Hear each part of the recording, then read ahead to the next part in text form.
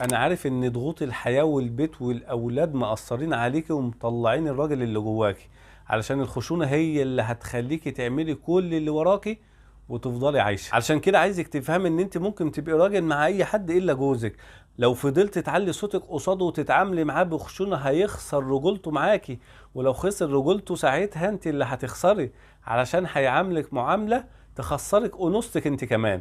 وفي الوقت ده لا هو هيستمتع معاكي كأنثى ولا انت هتحسي بامان معاه كراجل. مارسي انوثتك مع زوجك وافهمي ان قوتك فيها، مهما كان جوزك عيوبه ايه، طول ما هو راجل امين عليكي. وحط تحت امين دي مليون خط، وبيشتغل وبيصرف عليك انت وولادك، فلازم تعامليه كراجل وتخلي بالك منه، وحقك تقدريه ويشوف مقامه في عينك. وصفاته اللي مش عاجباكي دي دوري لها على حلول واسالي متخصصين يساعدوكي. لكن يوم ما هيخسر رجولته معاكي مش هتلاقي مختص يساعدك. يعني تطلبي منه الحاجة وتاخدي رأيه فيها، مش تأمريه وتبلغيه بقراراتك كأمر واقع.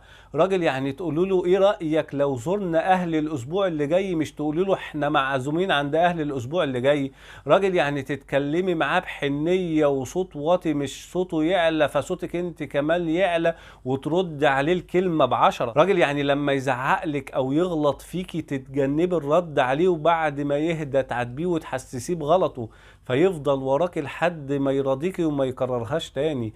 راجل يعني لازم تكبريه قدام اهلك وقدام اهله وتحسسيهم ان هو معيشك في جنة، ومش مخليكي محتاجة حاجة حتى لو ناقصكم 100 حاجة في البيت مش عارف يجيبها. راجل يعني ما تشتكيش منه لاصحابك ولا لاهلك وتصغريه وسط الناس، علشان نظرتهم ليه هتأثر على كل لحظة في مستقبلكم مع بعض. راجل يعني ما ينفعش لما تزعلي منه تتجاهليه وتعامليه كأنه مش موجود وتمنعي نفسك عنه وتحسسيه انه هو طفل وبتربيه. تسمعي كلام الناس اللي يقولوا لك جوزك زي ابنك، لا، لان ربنا خلق الامومة مع الاولاد وخلق الانوثة مع جوزك، فبلاش تخلطي ما بينهم. ومن الاخر عايزة تحافظي على انوثتك، اتعلمي ازاي تحافظي على رجولته. ربنا يصلح حالكم ويريح بالكم ويجعل السعادة ما بينكم. بس كده، السلام عليكم.